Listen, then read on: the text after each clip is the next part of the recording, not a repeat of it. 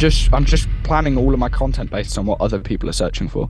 You will sell way more of your products and services through your content than you will in any other way. How would you advise somebody to actually get started in this? What do you think is the first thing they should be doing?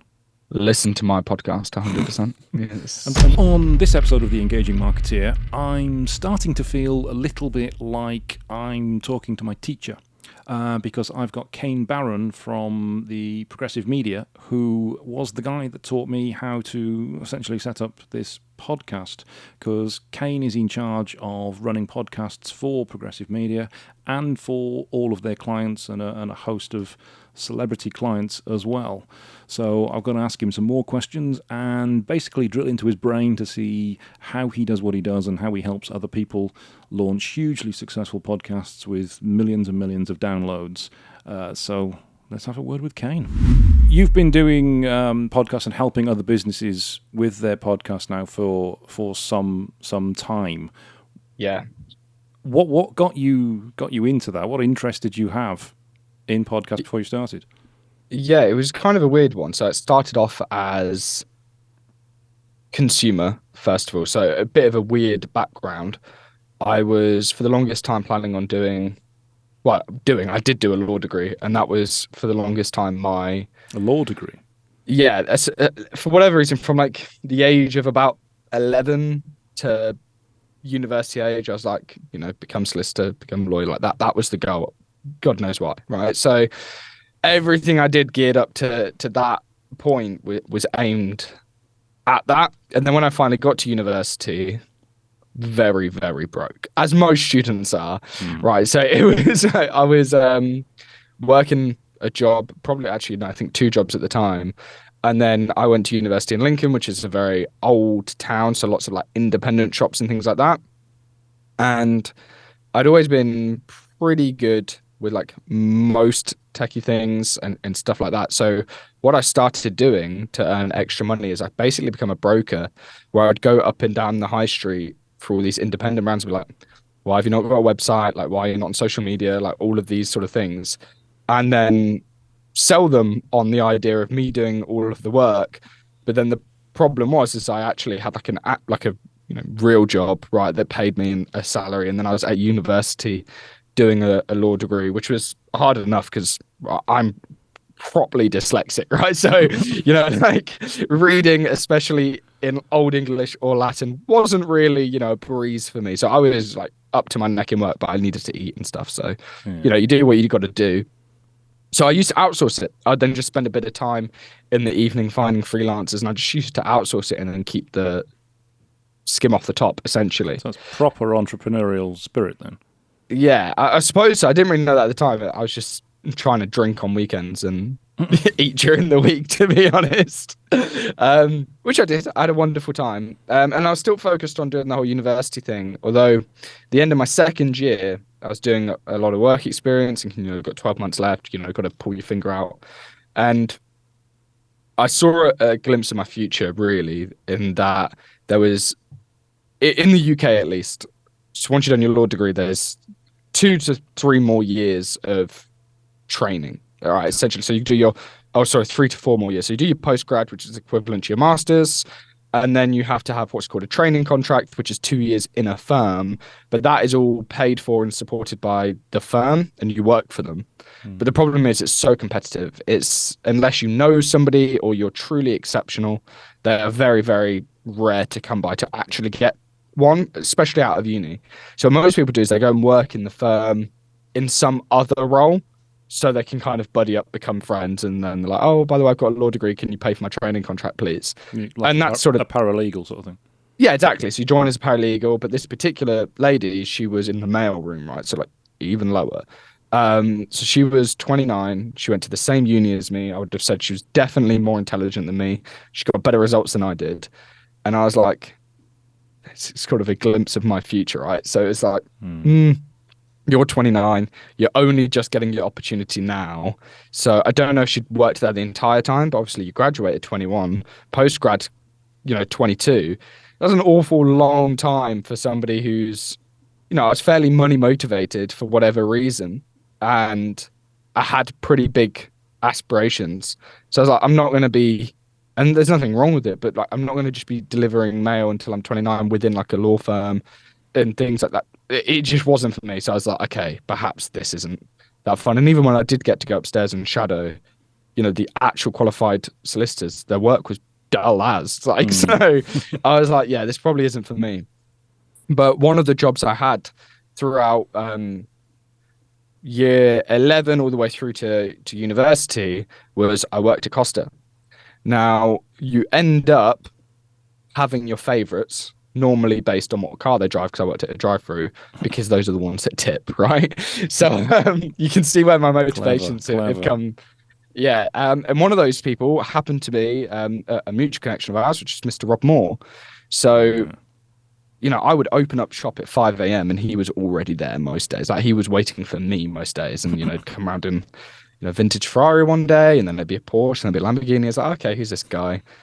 Always tipped well at Christmas, right? So it was, but I always enjoyed talking to him, because he'd be like, oh, I'm going to London today to interview such and such. And it was always like a good name that was like well known, whether it's somebody from Dragon's Den or somebody from TV or like an old boxer or something like that.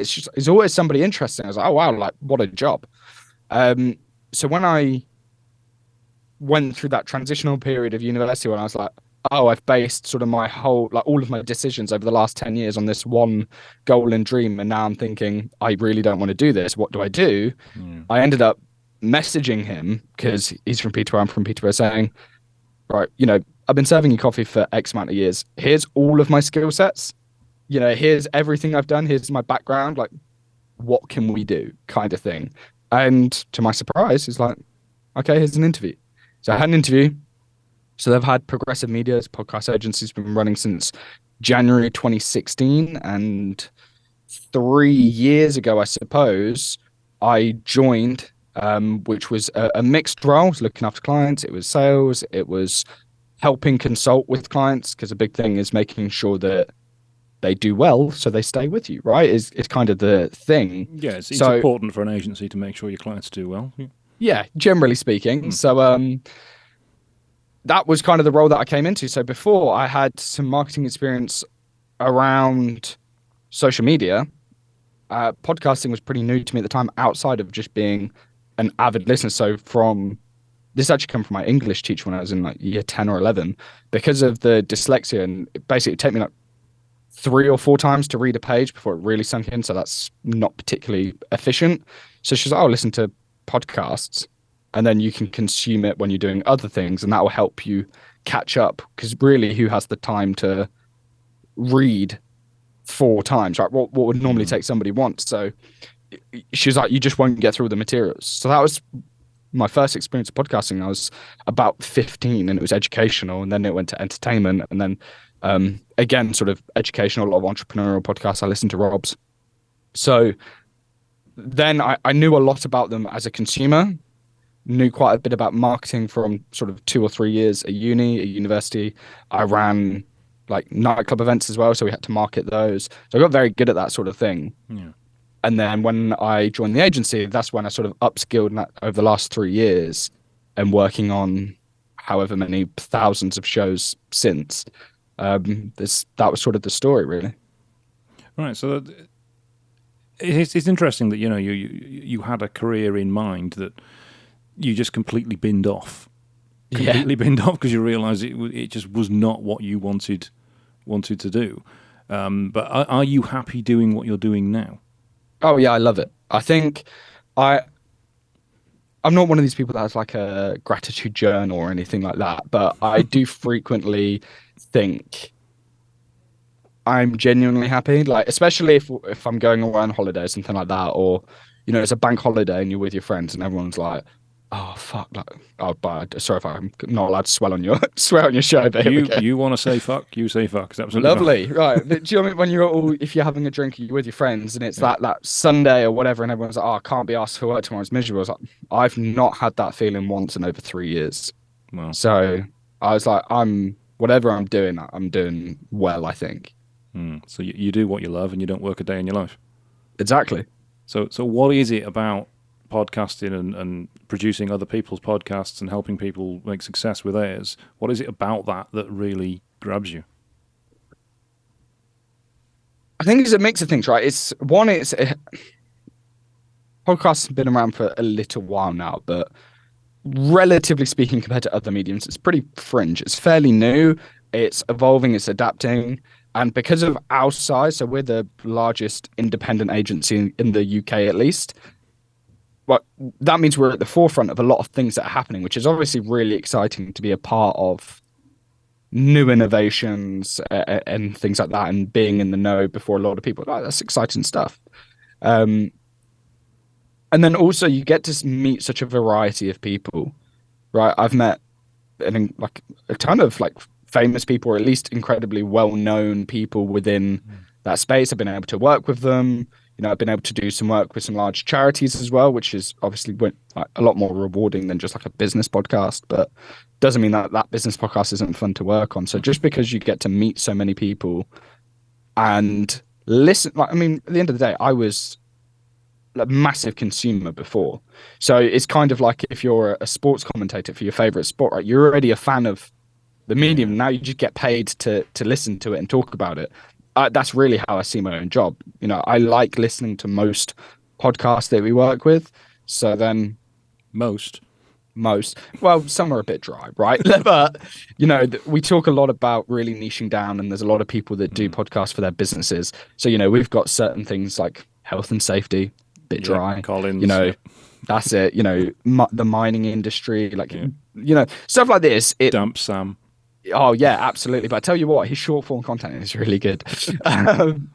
It's one of those things that although I wouldn't necessarily watch it, a lot of those bits of content, I find it hilarious and fascinating that somebody in such like a niche that is to the masses boring can absolutely smash it. And when you actually get to know the people behind the microphone, you go, oh, you're actually just a bit of a geek, and you're like a bit of a bloke. And it's somehow you've got this enormous audience of people that all want to talk about health and safety or something like that. It's just wild, right? And I love that. See, that's an interesting point, because when I first thought about getting a podcast, my initial reaction was, who's going to want to listen to me? What have I got to say about stuff? And I've not really had a problem with that. But there are obviously industries that are synonymous with being a bit dull, a bit dry, you know, like health and safety, like actual damp. And you think, you can't possibly do a podcast on that. But there really is no limit, is there? There's no limit to how niche you can go. No, so I like to do this exercise on some of our training, right? So we'll spend an hour going through all of like the crevices of the internet. And then after about an hour, you can find in pretty much any topic. I'm yet to be beaten on this, but like I can find at least 500,000 people online in pretty much any topic ever been suggested to me on one of my trainings, right? So when you look through like various Facebook groups, YouTube subscribers, Reddit forums, you know, or independent forums and blogs and things like that, when you really look into where all these people are congregating and talking about topics, I'm yet to find one that hasn't got an enormous following. Now, does that mean you'll get that enormous following?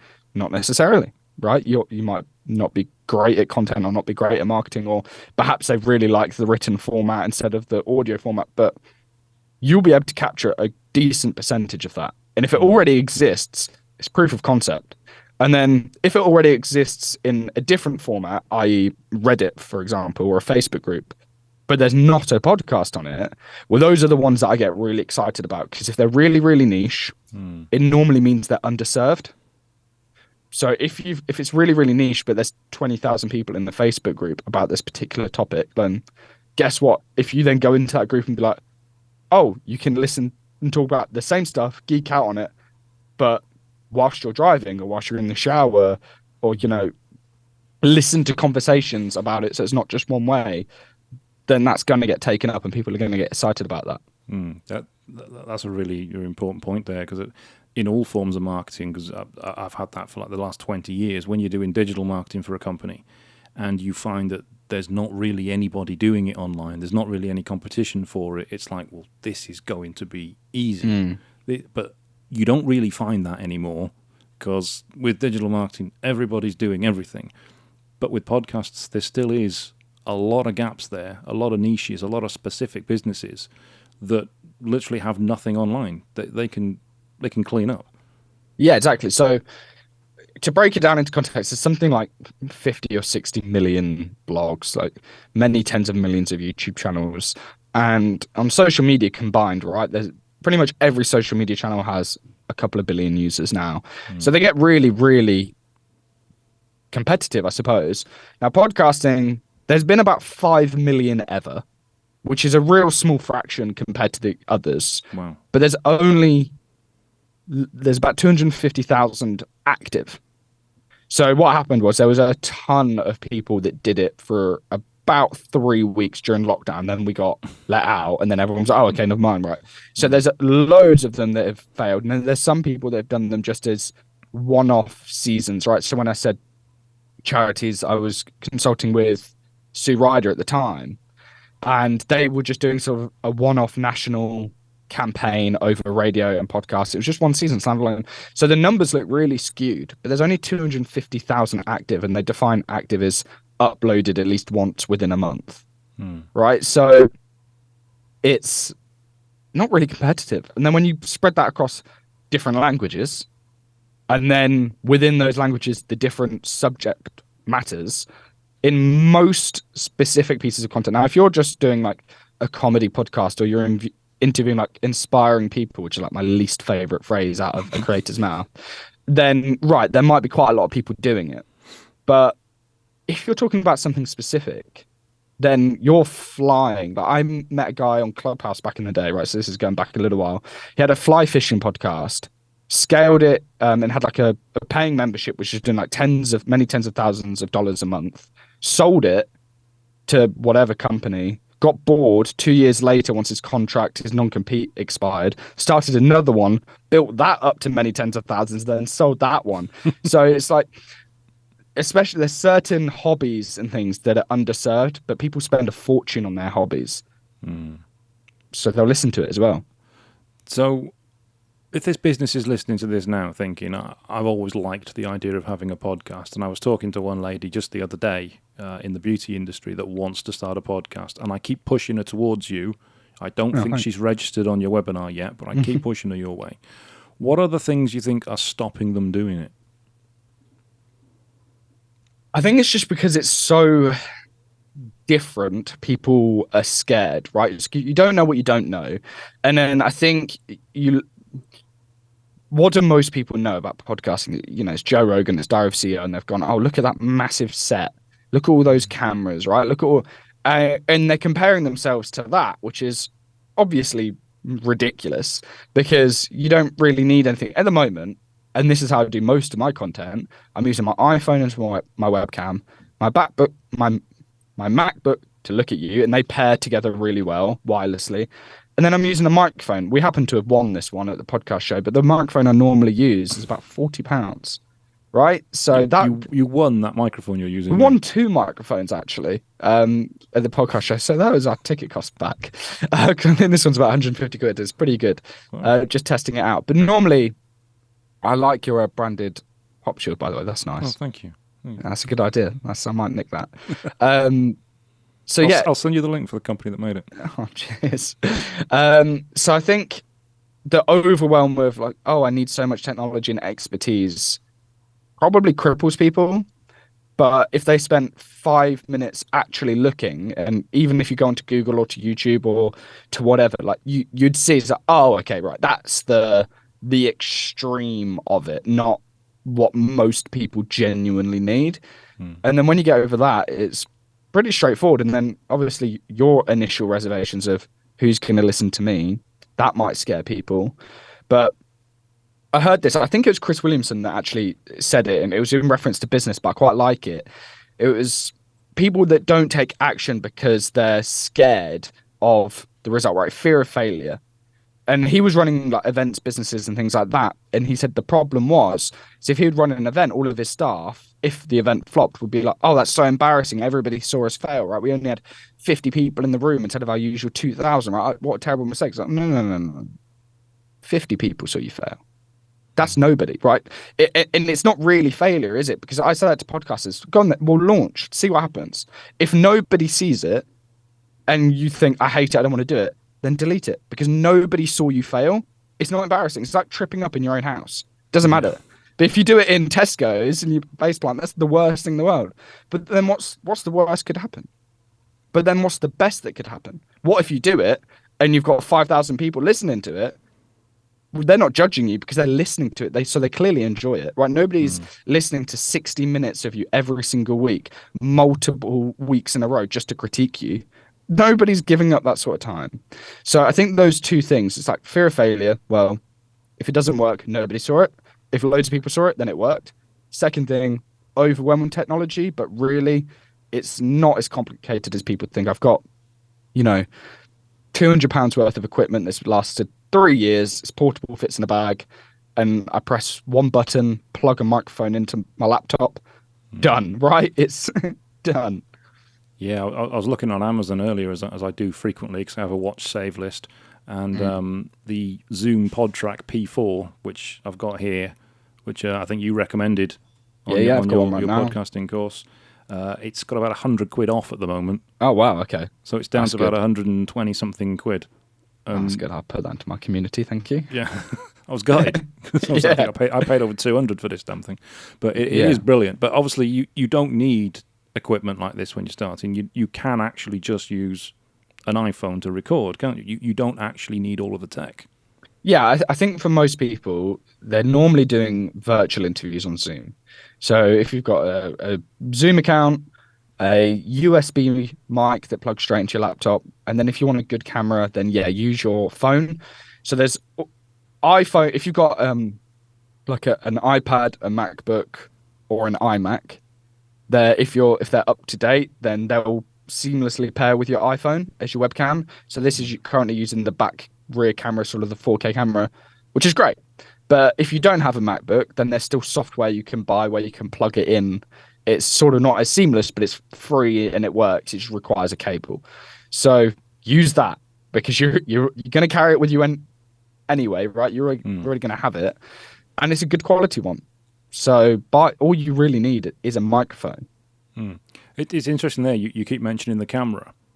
Obviously, that's if you're recording video. Now, obviously, I do, because that's the way you said is the best way to do it. But a lot of people will record podcasts without video. They'll just be using the audio. How important do you think it is for people to record the video as well, though? Right. I always get stuck with this because I deliver training on stuff. It's like I will always teach optimal, but it doesn't necessarily mean you have to do it. Right? So if you are confident, you can facilitate it, and it looks good, do video. Why? Because you can then put that on YouTube, which you can then monetize. So many of our clients, right, they might get, let's say, 20,000 a month on the audio, but because on the YouTube, you can then put the full length one, you can put shorts, you can put 10-minute clips and excerpts on it, they might get 2 million a month views, in which case that's extra growth, extra awareness. YouTube is then paying them. When you have a sponsorship deal, you can do a package where you're doing my email list, my social media, my podcast, and my YouTube, right? Same with social media. So Rob is hosted Disruptors. That's the longest running podcast we've worked on, our team, right? So it took 10 years for him to amass 500,000 combined followers across all channels. Within the next 12 months of doing the podcast video, chopping it up and repurposing, he got to an additional 1 million in 12 months. So he doubled his result in 1/10 of the time, and he invested personally less time because he wasn't having to create as much content. Just one podcast a week, you do the audio and the video, and you have that transcribed, turn it into a blog. Have the video, put it onto YouTube, TikTok, Instagram. Have the audio, put it onto podcast. So it's one of those things that is incredibly powerful, and I highly recommend it. But like I said, that's optimal. Perhaps you've got a really crap camera setup, in which case that might hinder you because it's going to lower the overall quality of your content. Or perhaps you're just really not comfortable, and when you have a camera in front of you, you get really stuttery or awkward, in which case the content suffers. So you can start with audio and work up to the video. You can only do audio if you want, or if you're confident and your quality is good, start right away with both. That's optimal. As Rob says, I think, was it start now, get perfect later? Absolutely. Completely agree with that. You mentioned Rob a few times there with guests. I know obviously Rob's had some incredible guests on his podcast, many of whom you've been involved with in terms of actually recording of the podcasts as well. How do you go about getting people to interview on your podcast, people that you want to get? Yeah, so Rob has somebody, a VA, that is full-time on that, near enough full-time. But again, this is when you're at a certain level. And he's a bulldog, right? He's relentless. And if you want the big names, you need to be going after absolutely everybody all the time. Don't take no for an answer. Every no is a no for now. So, for example, when Rob interviewed Jordan Peterson, we asked maybe perhaps a year or two before he finally said yes. And then all of a sudden, his first book, 12 Rules for Life, was coming out and he was touring UK and doing a press tour. Guess who comes knocking? If you've still got that podcast running, yes, Mr. Peterson will come on your show. We'll be in Cambridge on this date. Wonderful. Now, that was probably one of the first big videos on the YouTube channel. And that full-length video, plus all of the excerpts, must have generated in excess of £50,000, if not more. And still gets money every single day, right? Because it always gets views. Yeah. So it's really important that you appreciate the volume to it. Don't feel like you send 100 DMs and you're going to get 5-10 people come back, because that's probably just not going to happen, right? You might get a 1% conversion, and even then they're probably not going to say yes the first time you message them. So that's sort of one, is just volume. Two, the second thing I recommend to people, and this is a bit sneaky but it works, is if there's a particular creator you want to go after and you think, oh, okay, they're pretty well known. So I put people into, social hierarchy, right? A-list, B-list, C-list, D-list, etc. So if there's like an A-list you want to go after, they might not say yes right away. So who are they connected with? Whose podcast have they been on? Who are they, liking and commenting on people's posts? That is a B-list or a C-list, who are much more easily attained. Go after them. You do the interview. You post about it. You shout about it everywhere so that it's public and people can see. And then you message that A-list saying, hey, just interviewed such and such. They said we should collaborate. They might not. That might be a white lie. But if they then go on your account and go, oh, they did interview them. Oh, that got pretty good views, actually. Oh, if they did it, then I'll do it. And that's the long way around. But when you actually interview the person, say the C-list, they might even just do an introduction for you. So, if they don't, then you do the sort of little white lie. But that works really well as well. So it's kind of like climbing the ladder of guests, using one to get to the other before eventually you've got Arnold Schwarzenegger. Exactly. That's the goal. Because I know that's one of Rob's target. It is. That's his hero. As well. So one thing you mentioned there was obviously putting stuff on YouTube, and Rob's got a massive following on YouTube. What about people who are starting a podcast and don't have a massive following? Are there ways that you know of that you can put stuff on YouTube, put episodes of your podcast, and actually get increased views on that? Is there anything particular you guys are doing? Right. So there's two main things. First of all, shorts and excerpts is where you're going to get most of the viewership. Most people aren't going to listen to your full-length content on YouTube. Our attention spans have been ruined. Is what it is. So you have to ease people into it. So you get a lot more views on shorts and things like that. And there is a whole category of podcast listeners. They don't ever listen to podcasts. They just consume them through shorts. Right. So, and I'm starting to fall into that category. So I sort of listen to like 9 podcasts every week throughout rotation. But there are a bunch of other ones that I will see content from pretty much every other day, at least, on, say, an Instagram reel or a TikTok that I just constantly consume. But, it's not quite good enough for me to bite the bullet yet. But if they have a really good guest, I might listen to that individual episode. So that's number one. It's just lots and lots and lots of clips and short form content. So how many shorts are you doing from each podcast? Minimum daily. So at least 7. From each podcast recorded? Yeah. 7 shorts from a particular interview. Yeah. So if it's an interview, easily 7 minimum. Minimum. Wow. But if it's, my podcast, for example, is like 10 minutes long and it's like a discussion, doesn't really work. We normally get about 3 tops, normally 2. But it's, that's different to an hour-long interview. So that's number one, shorts, leveraging people's names. So this can be interviewing good names. This can be getting your guests to reference other good names. So name drops works really well on YouTube, TikTok, things like this. So, for example, when Rob interviewed Floyd Mayweather, this was at the beginning of the YouTube boxing scene, right? So for those that don't know, there's a craze of influencers and YouTubers having, fighting boxing. Like Jake Paul was massive, KSI, Logan Paul, and the first one that really kicked it off was Logan Paul and KSI, and that was happening a couple of weeks after the interview Rob did with Floyd Mayweather. So he asked him a bunch of questions. What do you think of YouTube boxing? Is it good for the actual boxing? What do you think of Logan Paul? What do you think of KSI? And when you're talking to arguably one of the greatest boxers that have ever lived about the state of boxing, and like people care about that. So you're riding the YouTube search. So we normally reverse engineer our content. So we'll go on to things like SEMrush, TubeBuddy, all these SEO tools for YouTube, see what people are searching for, see what people actually want. And then when we know we've got a guest coming up, we'll ask them questions that will essentially prompt them to say what we want them to say. So you're we're not doing your keyword research in advance, knowing what people are looking for, and then inject that into the actual interview.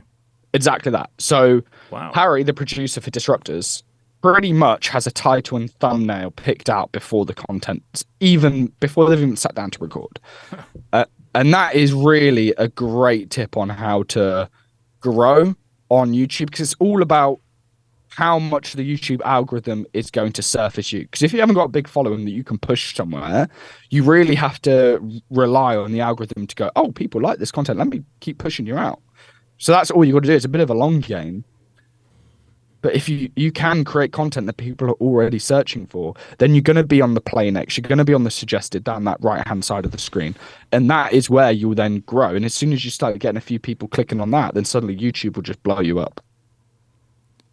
Do you know that's actually mind-blowing. Because we... Yeah, I don't want to give you too much praise, but that is actually mind-blowing, because we do, obviously, keyword research before we do any sort of digital marketing campaign for a client, any content that we write, any SEO that we do. But I've never done it before recording a podcast. Most people won't. We bloody will now. Yeah, good. Let me know how it gets on. I mean, I've got guys in there that do keyword research all freaking day long. Yeah. And I tell you what, right now, so I've got a higher level podcasting mastermind, and they've asked for like AI content. So right now I've been yesterday, I spent half a day going through all different AI tools, trying to nail down the perfect prompts that work for various things. And one that, if you just want to shortcut it, is if you go on Bard by Google, so Google's version of ChatGPT, it will, because it owns Google, YouTube, and Google Podcasts, it knows what people are searching for. So then for the podcast, I've basically just literally searched what are the top 10 most asked questions about podcasting on the podcasting app. And it was like, here's 10. So they're my titles. And I just put, because the podcasting audio app's way more primitive. It's pretty much somebody searched this question. How many times does that question or statements related to that question show up in your show notes or your title? So I copy and paste the question into the title, and then I'll do a podcast episode on it, which is just answering a how-to question, 10 minutes, and then do 500 to 1,000 words in the show notes about what I've just said.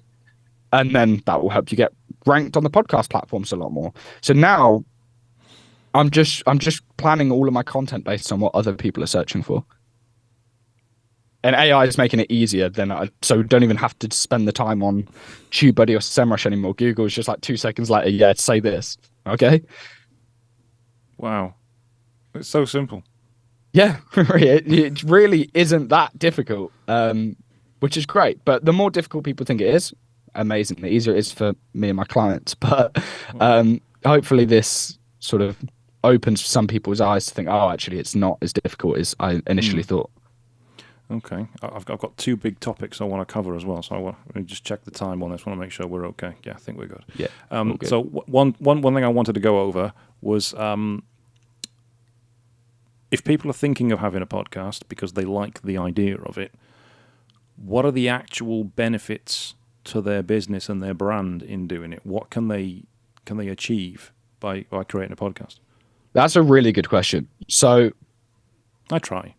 You're nailing. Did you ask ChatGPT? I didn't get it from ChatGPT. No. Yeah. So the best thing, right? You will become more profitable, is what I've seen. So how most independent creators. So if you're not a huge celebrity or anything like that, let's say you are not known or known-ish, but you own a business.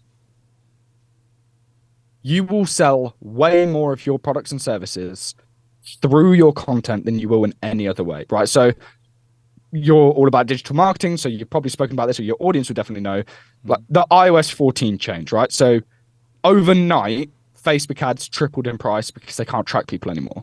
There's nothing you can do about that. And I personally know friends who closed their businesses because like things like drop shipping or anything like that, because they couldn't get the leads cheap enough for it to be worthwhile. Everything, and I'm not, by the way, ads are great, right? There is a place for them. But, if you genuinely want to protect yourself, I always prefer organic. Yeah. The other thing is social media, for example, if you want to do organic. So if you go, screw ads, I'll do organic, then what's your alternative? Social media, for example. That's great, but the goalposts still move every 2 months.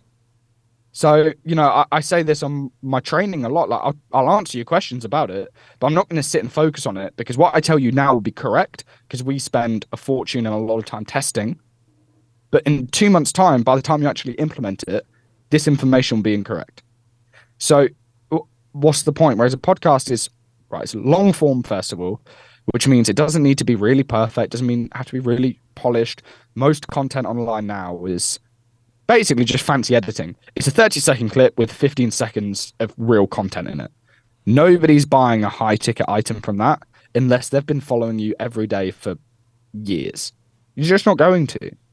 But when you launch a podcast and you can talk in detail to people about things, and also you can borrow people's credibility. So if you're sort of, punching above your weight, let's say, with a guest, and you pull a really good name that's really well respected, people will associate their credibility and authority with you. So, if such and such come on Darren's podcast, well, he trusts him, I therefore trust Darren, right? So borrowing people's credibility, having longer to explain more complex topics and actually provide value rather than just trying to capture people's attention with flashy editing.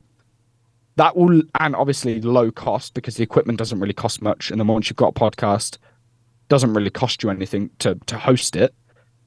Then almost everything you make is profit. So when we launched the podcast, we launched with 6 episodes. 7 days later, launched a 7th episode. I made my first sale after that episode come out, £10,000. So, and that it's not a big podcast. I don't have a really big podcast audience because my topic is really niche. At the time, right, my social following was near zero. I mean, it's not big now, but it's near zero. It's just aimed at the right people with good quality content, good quality production, where you've just given value, not asked for anything in return. And then people will come to you saying, like help kind of thing. Because there's a huge sum of people out there that don't want to do the work, right? So one of my favorite quotes from Alex Hormozy, like people would say, like abuse him in the comments about this, but it's, if you solve rich people problems, you will make more money. And that is so true because one of my philosophies is I will give you everything. I will hold nothing. If you ask me a question, I will give you all of the answers. And I will never say, if you pay me, then you can get the answers. If you ask me outright, I'll tell you. But what ends up happening is you give all that value, you will find a business owner or a rich person, for example, and they'll go, sounds great. here's some money, you just do it. I don't want to do it. Yeah. And you might experience that all the time, digital marketing. Well, I can teach you how to do it. No worries. But most of you aren't going to implement it, are you? Let's be fair. You're going to want somebody else to do it. So that you experience that a lot in your podcast. If you show up every week or, twice a week or once a fortnight, whatever your frequency is, and it's just giving them a lot of value for 30 minutes, 60 minutes, people will just buy from you. Yeah, it is true. Yeah, we do a lot of training. We do have, obviously, we got the podcast. We got a lot of videos online showing people how to do stuff. But at the end of the day, people don't want to do it. They haven't got the time. No, exactly. They want someone to take care of it for them. They want the done for you service. And you're right. A podcast is going to get that for you. It's going to make that happen. One of the things, obviously, you helped me with was when I launched this podcast. I got it to #1 in Apple's marketing category. Indeed. Congrats. Big shout out. But what I was amazed at, it wasn't that difficult. No, it's not. It's really not, is it? So can you share a little bit of what that strategy is in how you launch a podcast? Yeah. And, some people on LinkedIn think it's really difficult, don't Some they? people on LinkedIn think it's really difficult, but that guy's a knob. Yeah.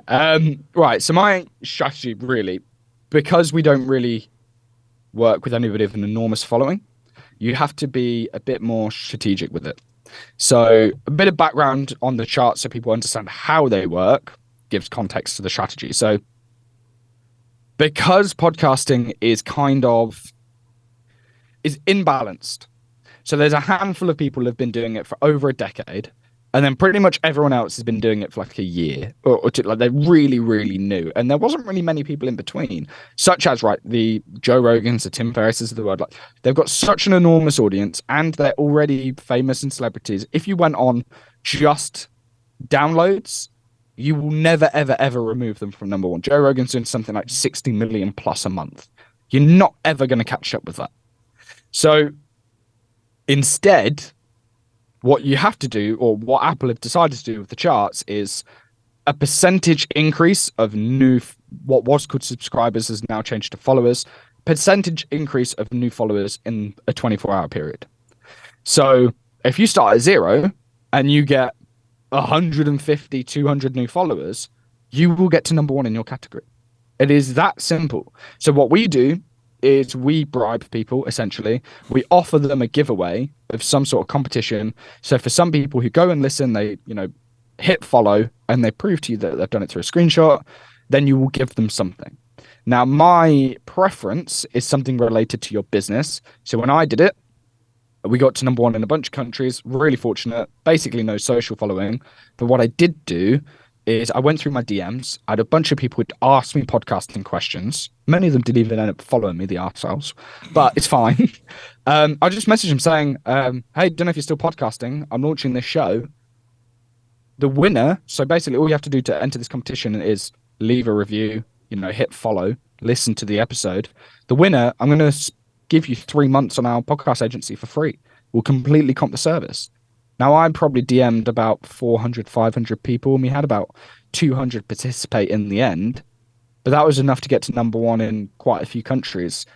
And it gave me an opportunity to pitch my service to 500 people through DMs. And none of them cared or was like, oh, don't cold DM me, because it was under the guise of you could win this for free. Yeah. All you got to do is hit download. Right? How easy is that? But I was able to pitch my service. So not only did we then do that to get to #1, which then helped us get, clients 7 days later, like I mentioned, but it also meant I have all these open leads saying, oh, you didn't win, but, let's talk about something else. And then you can nurture them and potentially get them as clients that way, and they have to pay for it. And it works. I've used similar strategy to what you just did. I did it with 2 hospitality tickets for Liverpool at Anfield. Awesome. Which was a decent price, I think. Yeah. Gave those away. And I think the number of downloads I actually had from that first few days was something like 500. Yeah, it's a really good result. So that was a launch with 10 episodes. Great. So it's only about 50, 55 people downloading all 10 episodes, and that was it. Didn't need big numbers at all. And that works, right? And it works every single time. It's worked every time we've done it in the last 7 years. So that sort of comes back to, perhaps why do a podcast? Well, because it's not, on a platform, right? Podcasting isn't like YouTube where it's owned by one person, it's decentralized, which means there's not one person changing the algorithm all the time. So what worked 7 years ago worked when you launched, which worked when I launched, which worked this week when we launch shows. So I really like that about the platform. Of course, when I do my podcast, I mean, you probably use it as well, because I think you taught it. I'm using something called Omni Studio. Yep. Which then pushes it out to different podcast platforms. So iTunes, Apple, Spotify, Audible, Amazon, various different ones. How do you rate them individually in terms of usage and listeners and value to a business?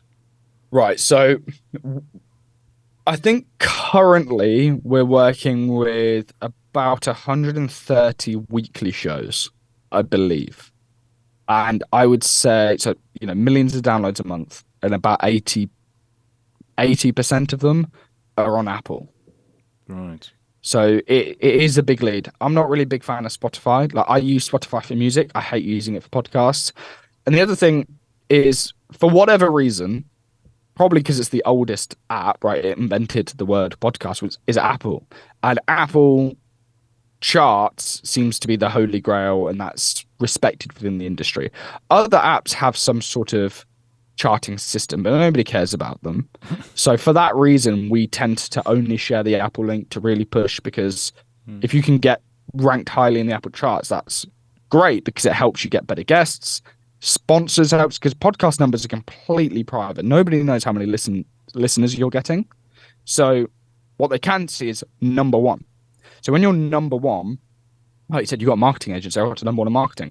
That's great for your business brand, but also it might help you pull better guests. It might help you, monetize easier. So I always push Apple. It's my favorite. It's the one I listen to on the pod when I'm listening to podcasts. It could do with some extra features that some of the other platforms use, but that is the one that I'd push if I was a creator. And how would you advise somebody to actually get started in this? What do you think is the first thing they should be doing? Listen to my podcast 100%. And what is your podcast again? I'm not sure if you mentioned it. Oh, no, probably not. It's the Podcasters Podcast. The Podcasters Podcast. And I will pop the link for that thank you very much. In the show notes below as well. But after they've listened to the Podcasters Podcast, what do you think what should they be doing? How should they be getting started? Right, so to get over that, that blank page syndrome. I think doing a trial episode actually really helps. First of all, buy a mic, right? Get a little bit of skin in the game, even if it's, 30, 40 quid, right? And do a trial episode. Because some people, they think, I could never talk for that long, or I don't know what to talk about. And what most people experience, and this is an exercise I get all of my clients to go through, is sit down by yourself, start talking, but have a notepad. And you can prep some notes. It doesn't need to be good, doesn't need to be recorded. But what happens is when you start talking about a particular subject, your brain starts firing and you go, oh, I could go down that tangent. And instead of going down that tangent, write it down, but carry on as you were. And then as you're talking, because one of the things that we did poorly when we launched is we was doing very, very long episodes, like an hour on how-to is quite a lot when it's not an interview. And we were sort of being fairly surface level about lots of topics in each episode, which actually is not particularly valuable.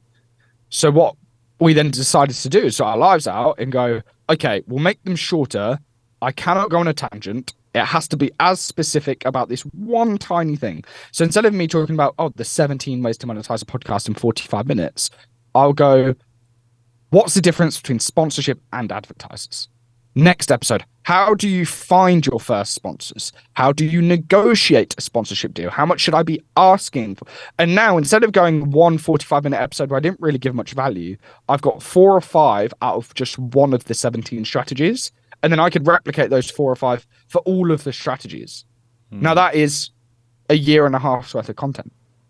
So, excuse me, it helps you, one, just doing that little exercise, realize, oh, no, there's actually loads for me to talk about. I just needed to get going to realize where I could go next. And it also helps you have much higher quality content that is much more likely to be shared. You're much more likely to secure clients off the back of it because it's just so much more detailed.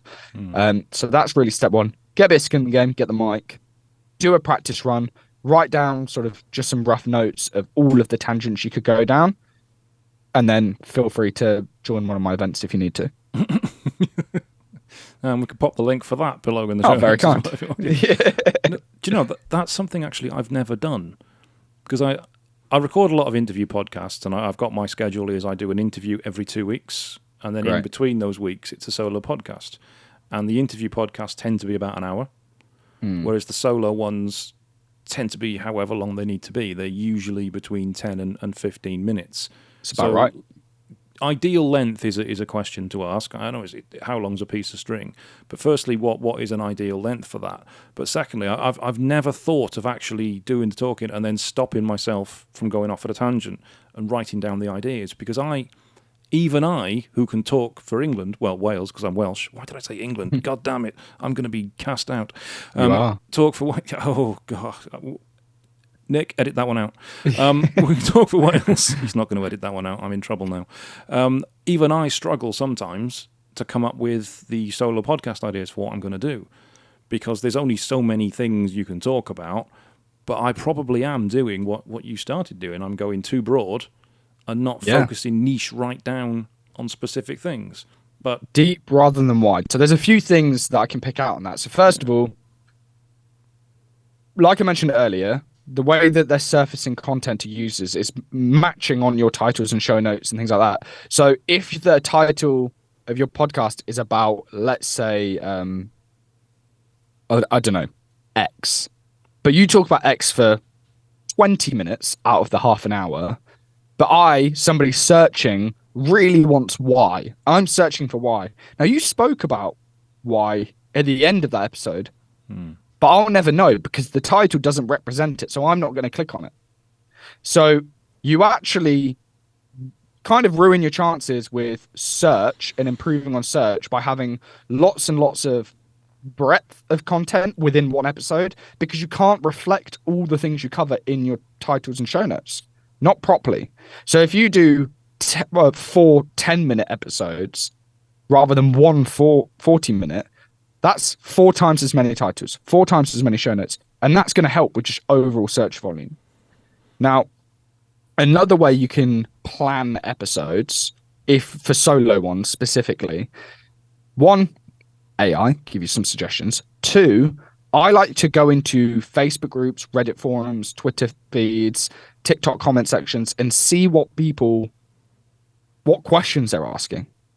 Because if somebody's, let's say you've got a Facebook group for digital marketers, right, of a certain size company, and you've got all these solopreneurs, right, mum and pop shops, whatever it is, struggling with X, if you know that content, which you will, because you'll be the subject matter expert of that, and you record a 15-minute episode answering their question, and then you go back into that group, either post publicly or send it to them directly in a message saying, hey, I saw your message.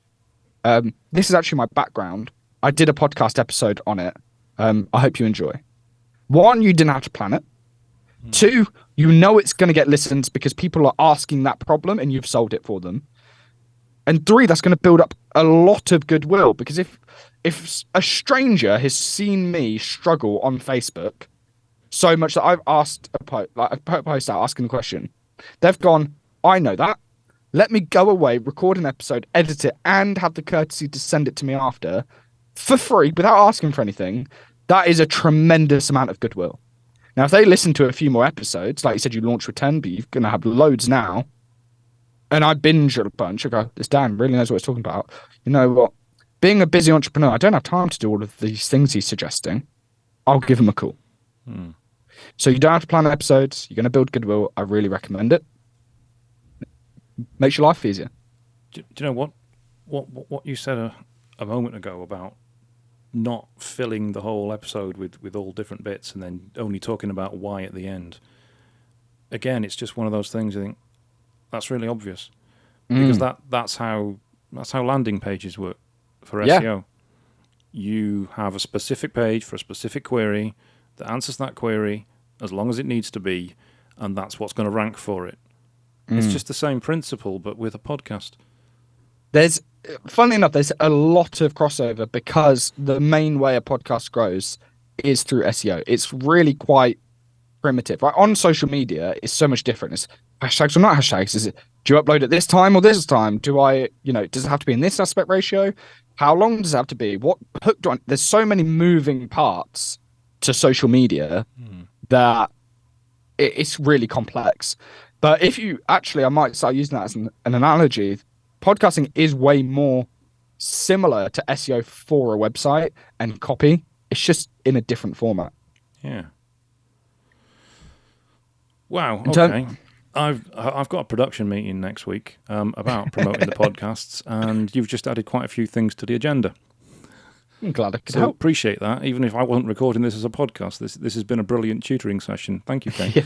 One of the benefits of podcasting. It certainly is. Well, yeah, you learn from the guests. One of the things you mentioned very, very, very at the start of this was about how podcasting is innovating and it's moving forward. Is there anything that's going to be changing about podcasting, or any sort of technology or functionality that is going to be coming in that we should be aware of? I think there's one thing that's definitely happening, which is YouTube taking over podcasting. And I think we are maybe a matter of months away from YouTube integrating with RSS feeds. So for those not familiar, podcasting works on RSS feeds, which is much more similar to radio as such. So if you wanted your podcast on YouTube, you then have to separately, have a separate file and manually go and upload it and add all the tags and the content and the captions. So it's a lot of extra work, right? Whereas what will definitely happen, probably by the end of this year, is when I upload to Omni Studio, my hosting site, it goes to Apple, goes to Spotify, but it will go to YouTube, in which case we'll open a whole nother growth category, because YouTube's got a very complex algorithm and it's great at promoting content to people, but also the partner program, which means you can monetize much more easily through YouTube. So that'd be one big thing. And then one thing I don't know, but I assume, is to combat that, you start seeing all the other podcast apps except video soon. So I think even if you're not posting videos right now, it might be worth at least just recording it and having it saved somewhere for future use, because I think that'll be coming soon. No, that'll be fascinating. When you mentioned about RSS feeds, then it reminded me. Somebody in your podcasting WhatsApp group recommended, or it might have been you actually, recommended adding podcasts to Internet Movie Database. It wasn't me, but I really liked that tip. Yeah, I did see that. I've done it. Yeah? And it's quite a faff, because IMDb is quite a complicated thing to get your head around. But I've done it. It worked effectively. If you've got celebrity guests in your podcast, obviously as Rob Moore has, you can tag them on IMDb and it will appear in their credits, which will bring people from them to your podcast. Because I've done an interview with Jenny Agutter, actress from Call the Midwife in American Werewolf in London. Got a werewolf behind me there. Nice. That brings people in from their page. But also, when you mentioned RSS, that's why I remembered it. You can add your episodes one by one, and I did a couple of those, but it's a bit of a faff. It's now started pulling out RSS feeds. So every time I add a new episode, it automatically goes into IMDb. I haven't done anything. Yeah, it's fabulous. So it's a fabulous tip to do. So if you guys aren't doing it, then you should be doing that as well. Yes, I've just messaged my head producer now to get on it. To get on it. It's brilliant. Yeah, Rob definitely, with all the people he's had. You'll get so many people coming in from there. So as a final point, because we are almost out of time, if somebody is listening to this and thinks, bloody hell, that Kane, he knows what he's talking about, I want to connect with him, I want to work with him, how can people get in touch with you? LinkedIn's the main one. And then if you're more of a fan that wants to listen in the background, then the podcast is good. Of course, I'd say that, but... Thank you very much, Kane. It's been a pleasure and an education. Well, thank you very much for having me. I've enjoyed it. Thank you.